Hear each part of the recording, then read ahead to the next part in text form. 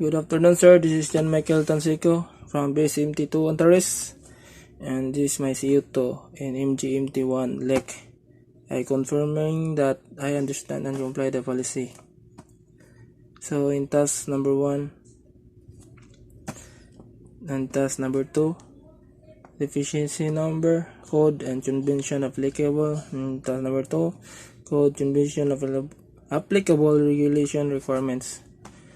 So in number 1, SOLAS Chapter 5, Safety of Navigation. So in SOLAS Chapter 5, Regulation 26, Steering Gear, Testing and Drills, Test before entering or getting underway, have to be complied well. In number 2, STCW 78 Convention, Chapter 3, Engine Department.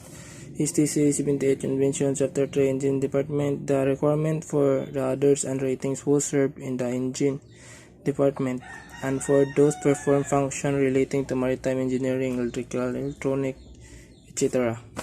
Number 3, STC Code Section A 6/6, Chapter 6, STCW 2010 Resolution 2 Mandatory Minimum Requirements for security-related training and instruction for all seafarers. The STC Annex Chapter 6 and the related parts of the STC Code reduce a wide range of requirements including familiarization on basic safety training, survival craft, competency, advanced fighting training, and medical treatment. So in number 4, STCW Regulation 6/2 of Chapter 6 STC 2010 Resolution 1.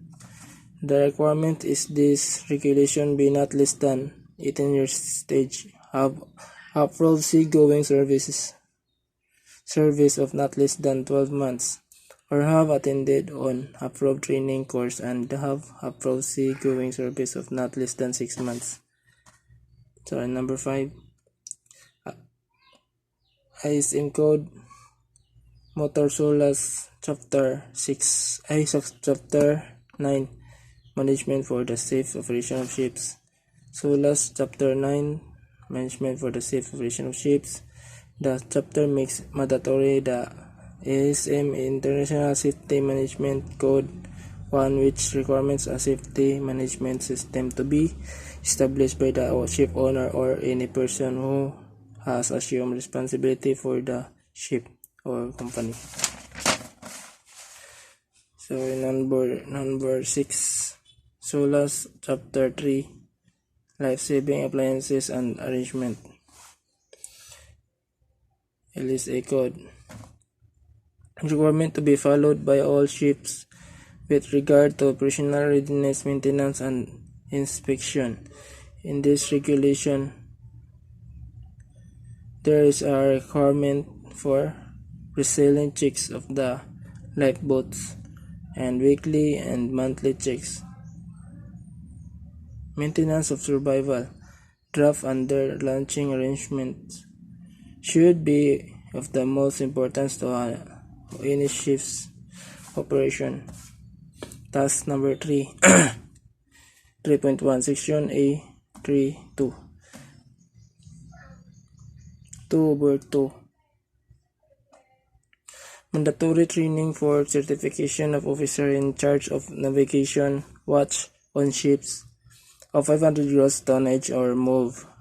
The holder of a certificate of competency has completed approved education and training that meets the standards of competence specified in Section A 11/7 of the STCW Code.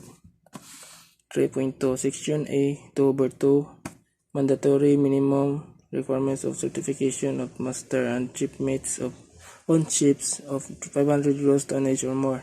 The holder of a certificate of competency has completed approved education and training has not met the standards of competence in Section A 2/2, the STCW Code for Master and Shipmates on ship over 500 gross tonnage. 3.3, Section A 3/1, Mandatory minimum requirements for certification of officers in charge of any engineering watching unmanned engine from or designated duty engineers via periodically unmanned engine room. The holder of certificate of competency has completed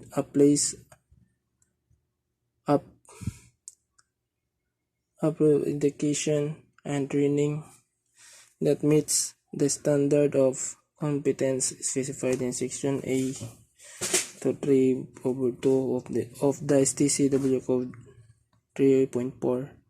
Section A 3/2.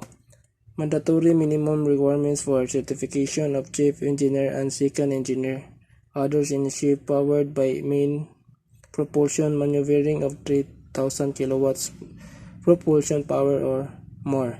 The holder of a certificate of competency has completed approved education and training and meets the standard of competence specified in Section 4(3)(2) of the STCW Code. 3.5 Section A to 7.